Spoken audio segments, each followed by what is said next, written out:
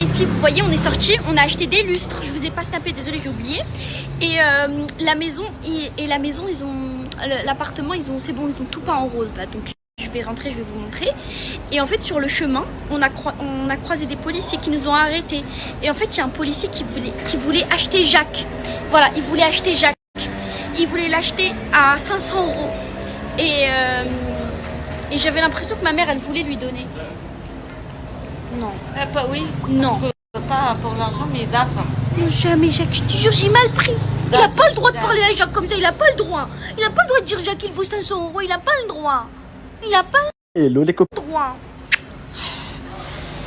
Ah Allah, je l'aurais pas vendu même pour 10 millions. Je vous le salah, hein, même pour 10 millions, je l'aurais pas vendu, j'ai juré. Hein. Pour 10 millions, je l'aurais pas donné. C'est mon fils. Il n'y a aucune mère qui vend son enfant, Jacques. Il n'y a aucune mère qui vend son enfant, qu'il est sorti de son ventre, son propre ventre. Et regardez les filles, je lui ai fait une petite coupe. Regardez sa tête, je lui ai fait une petite coupe. Ça se voit qu'il a perdu un peu des cheveux. Parce que tout le monde dit que Jacques, il faut qu'il aille au coiffeur, mais il n'aime pas les toiletteurs. Du coup, je lui ai fait moi-même. Il a confiance que ça m'a. Ils sont beaux, Jacques. Petit, il est la douche. J'aurais dit, ça se voit, parce qu'ils sont beaux. Il n'a pas le droit, ce policier, de parler comme ça, Jacques. Il n'a pas le droit. Il n'a pas le droit. Ça se fait pas. J'ai peur qu'un jour, moi, je me réveille et il n'y a plus Jacques. Ma mère, elle l'a donné à quelqu'un. Fais attention, la petite dame, je peux mourir à cause de ça. Kalbi peut s'arrêter. Hein. Je t'ai dit la vérité. Je parle sérieusement. Wallah, mon cœur peut s'arrêter d'un coup. Donc voilà. Ne me faites jamais ça. Je te jure, même si le prix Jacques, il le ramène quelque part, je cherche dans le monde. Je cherche dans le monde entier. Je cherche Jacques partout, je crie dans la rue. Jacques, Jacques, Jacques. Jusqu'à que je trouve Jacques. Je crie. Jacques, Jacques. Jacques, tu es où? C'est de la comédie comme quoi il est gentil. Non. Pas gentil. Non, mais t'as dit la comédie, c'est vrai, il est vraiment gentil. Comédie. Et qui t'a jamais ramené de cadeaux? Des fois, Jacques, il me ramène des cadeaux. Il ramène quoi ça? Oui, il me ramène cadeaux. Il n'a pas le droit, ce policier, de parler comme ça, Jacques. Il n'a pas le droit. Il a dit, il veut prendre pour 500 €. Jamais. Il n'a pas le droit de baisser la valeur du Jacques comme ça. Il n'aime pas. Jamais. Ne fais jamais. On a fait un cadeau. Oh non, j'ai peur qu'un jour ma mère a fait ça. Wallah, je vais tomber. Hein. Wallah, hein. Je vais tomber en grave dépression. Déjà que je suis dépressive. Bon, non, vraiment, je vais tomber en grave dépression. Vous n'aurez plus aucune nouvelle de moi le jour où Jacques, il est plus là. Oh là là. Je crois qu'il m'a fait pipi dessus, Wallah.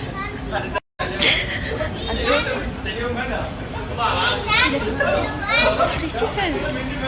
Ah, voilà. Il a bravo, Jacques, bravo.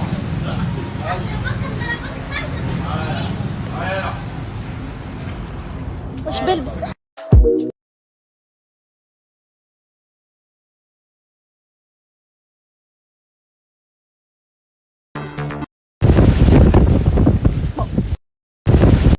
Bon les filles, je vais juste me faire un petit brush. Je sais pas si la dame elle est là. Les filles, je sais pas. À chaque fois que je finis un brushing, je suis à deux doigts de faire un malaise.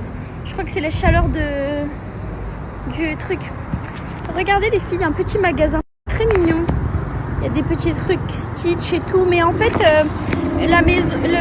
l'appartement là que je suis en train de redécorer et tout, bah... Je veux pas qu'il soit dans le thème de Hello Kitty, Stitch et tout, parce que c'est mon appartement en France, il est comme ça, il est full Hello Kitty, full Sanrio. Et ici, je veux que ça soit vraiment un univers Barbie. Barbie, c'est tout. Barbie. Fait, ok? I'm a Barbie girl, world, live in plastic. Bon, en fait, là, je marche. J'ai perdu ma mère et Jacques, en fait. Allez. Parce qu'ils m'ont attendu que je finisse mon brushing. Ils ont un petit peu marché dans la ville, les filles. Et en août. Et encore plus qu'en juillet, août. J'ai l'impression que ça commence à se remplir en septembre. C'est bizarre, non? Alors que c'est censé être la rentrée et tout.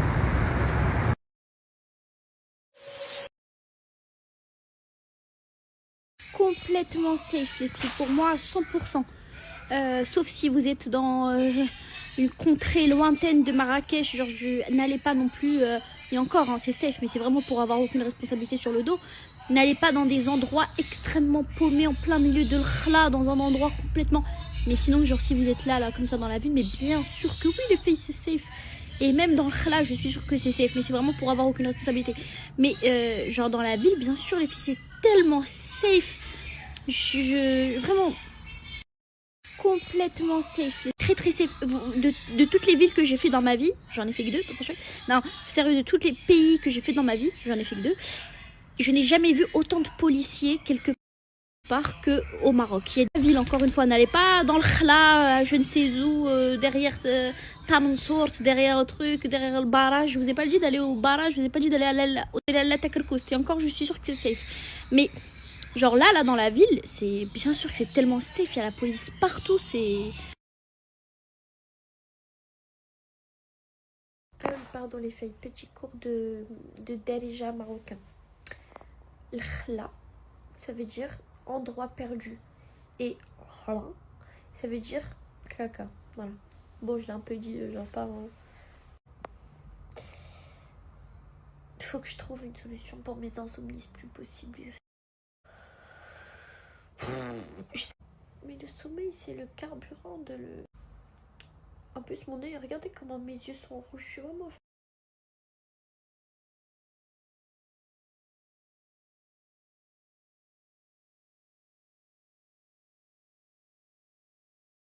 Yo. En fait, les filles, là, je vais vous parler à cœur ouvert. Un jour, vous êtes en mode some toss of coffee. Et là, il y a le zoom toss of coffee qui arrive. Et vous vous écroulez. Et vous vous dites, oh mon Dieu, mais c'était tellement mieux quand c'était le some toss of coffee. Et ensuite, vous réfléchissez, vous vous dites, mais de toute façon, le zoom toss of coffee, il a atteint le monde entier. Genre, chez tout le monde, c'est un peu zoom toss of coffee. Donc, est-ce qu'il faudrait juste peut-être pas accepter d'être zoom toss of coffee et du coup d'être pas heureuse, mais vaut mieux un zoom toss of coffee que juste un coffee. Bon, désolé, je vais casser le mythe, les filles, mais moi j'ai l'impression que les gens qui font du mal le regrettent jamais. Il y a des sorciers, voilà, des sorciers qui ont gâché des vies, qui ont fait du sihr, qui ont fait tellement de choses. Ils sont très vieux, ils ont commencé à 20 ans, ils ont 80 ans, ils sont vieux, ils sont comme ça, et ils continuent encore. Donc ça veut rien, il y a des vieillards et des vieilles dames qui font encore du mal. Alors, en fait les filles, je sais pas trop, mais je pense que le temps n'est pas garant de fidélité et de loyauté, etc. Je pense que ça veut rien dire. Il y a des couples qui sont ensemble depuis des années et au final ils finissent par se marier et il y a un des deux qui finit par retourner sa veste pour X ou Y raison. Pour moi, le temps, il n'a rien à voir là-dedans. Pour moi, ça a à voir avec la personne, son éducation, sa sensibilité, sa façon sa vision de l'amour, de la loyauté, sa vision de... Vous savez, il y a des gens, ils prennent soin des cœurs des autres, ils ont très peur de vexer, ils ont peur de blesser, ils ont peur de beaucoup de choses, donc ils vont faire les choses bien. Et ces gens-là, que vous les rencontrez, que vous vous mariez avec eux au bout de 1 mois ou 10 ans, et ils vous feront pas du mal. Bien sûr, rien n'est tout beau, rien n'est tout rose. Ils vous feront peut-être du mal, mais pas le mal dont on se sait, les filles, pas un mal qui va vous détruire et vous allez devenir folle, les filles, vous serez comme ça. Les filles, alors, en fait, les filles, je sais pas trop, mais je pense que le temps... Moi, je comprends pas un truc. Pourquoi, dans vos cursus scolaires, vous êtes pressés? Genre, pourquoi vous testez pas plein de trucs avant de savoir ce qui est vos trucs? La psycho, si t'es de nature à prendre les émotions des autres, ça sert à rien. Mais teste quand même, mais ça sert à rien. Moi, j'ai perdu trop de temps dedans. Mais malgré ça, moi j'ai quand même testé d'autres trucs. Genre par exemple, avant de faire psycho, moi j'avais fait une L1. Moi je comprends arabe espagnol. Subhanallah, on dirait, je savais que la psycho ça allait pas être mon truc. C'est après que je me suis réorientée en cours d'année, je suis allée en psycho. En plus les filles, vous savez que quand je suis allée en psycho, ma fille, je suis allée à 3 semaines du partiel. Ils devaient pas m'accepter parce qu'ils m'ont dit en gros on peut pas t'accepter en psycho parce que là dans 3 semaines c'est les partiels, t'as suivi aucun cours, t'as rien. Sauf que moi j'étais trop déter les filles parce que je pouvais plus rester en LE arabe espagnol. En fait LE arabe espagnol j'ai trop kiffé quand je venais d'arriver parce que je me suis retrouvée dans une classe les filles, j'ai fait les meilleures rencontres de ma vie. C'est 5 filles, vraiment elles sont incroyables, vraiment. Et aujourd'hui elles sont allées tellement loin. Si je vous explique le parcours de chacune, vous serez choqués. Genre limite c'est une fierté pour moi de me dire que j'ai été leur amie à une certaine période. Elles sont allées tellement loin et je suis trop contente parce que ma théorie est vraie. Quand tu mets Allah au-dessus de tout, bah tu réussis. Quand tu places ta confiance en Allah et que en fait tu réussis tout. Et ces filles-là, elles étaient tellement droites et j'étais tellement bien avec elles. Bref. Et en gros, le seul truc qui allait pas, c'est que en LE arabe espagnol, il y avait de l'économie. Et moi, bah, j'ai un handicap, les filles, c'est la dyscalculie. Donc une logique liée au calcul aussi. Et comprendre, et c'était trop la honte en TD et tout. Et du coup, je me suis dit, en fait, en plein milieu de l'année, j'ai étouffé. Et je me suis dit, oh mon Dieu, qu'est-ce que je fous ici? C'est pas ma voie. Moi, ce que je veux, c'est aider les gens et tout. Qu'est-ce que je fous ici? Ici, c'est pour... c'est des métiers liés au commerce, etc. Qu'est-ce que je fous ici? Ils voulaient pas me prendre parce qu'on était... Bah, en fait, on était à 3 semaines des partiels. Et moi, j'ai monté un dossier en béton. J'ai fait mon maximum. Je les harcelais, je les suppliais, je leur disais s'il vous plaît c'est ma voix, j'ai lu ci, j'ai lu ça. En fait j'ai beaucoup menti, voilà, c'est pas bien mais j'ai beaucoup menti en disant que même en LE arabe espagnol, et bah, je suivais les cours de psycho, etc. J'ai beaucoup menti et j'ai fini par être acceptée. Ils m'ont dit bon bah si tu réussis les partiels ok, mais genre pour nous c'est mort d'avance. Et alhamdoulilah j'ai réussi mes partiels de psycho et j'ai tellement aimé, c'était incroyable. Et en fait là où je me suis rendu compte que c'était pas ma voix, et ben c'est à partir du moment où on a fait des stages.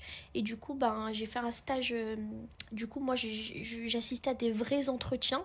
Du coup en gros il y avait des gens qui venaient vraiment parler, en fait j'assistais à des entretiens psycho et c'était la pire période de ma vie. J'étais pas bien, j'entrais chez moi, j'étais pas bien. Et en plus, je sais pas si c'était fait exprès, si la psychologue, elle me mettait vraiment que quand elle avait des gros profils, enfin, des grosses problématiques. Parce que, astaghfirullah, les problématiques, genre vraiment, c'est hardcore.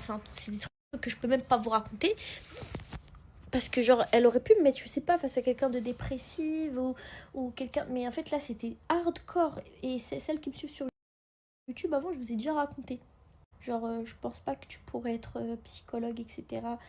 À la limite, tu pourrais peut-être être éducatrice P, mais en fait, tu absorbes beaucoup les émotions. En fait, elle voyait que j'étais pas bien. Genre, j'étais pas bien, j'étais comme déconnectée. Genre, pour moi, c'était le multivers que j'entendais. Et encore plus avant, parce que, voilà. Genre, il y a la théorie, le fait de... Mais il y a de quand tu... Bref. Et du coup, voilà. Ensuite, j'ai fait un stage en hôpital psychiatrique. J'ai fait un stage aussi dans un endroit qui recueille des gens un petit peu à la dérive, genre des ex-prostitutes, des ex-prisonniers, voilà, des problématiques de société. Là, ça, j'ai un peu mieux aimé parce que en fait, c'était juste des gens qui avaient du mal à s'intégrer, mais ils n'avaient pas non plus des problématiques, genre ils n'avaient pas des... Bref, en gros, voilà.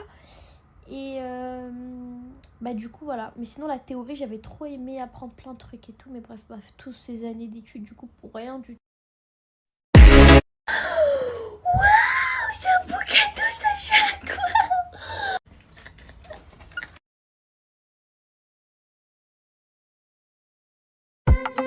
Les filles, je suis trop contente. Et je suis trop ah mais rien plusieurs. Les filles, je suis trop contente parce qu'en fait ça c'est un truc adhésif que je pourrais coller dans le carrelage de la salle de bain. Mais rose. Non, il y a ça les filles, mais encore une fois, il n'y a pas de rose.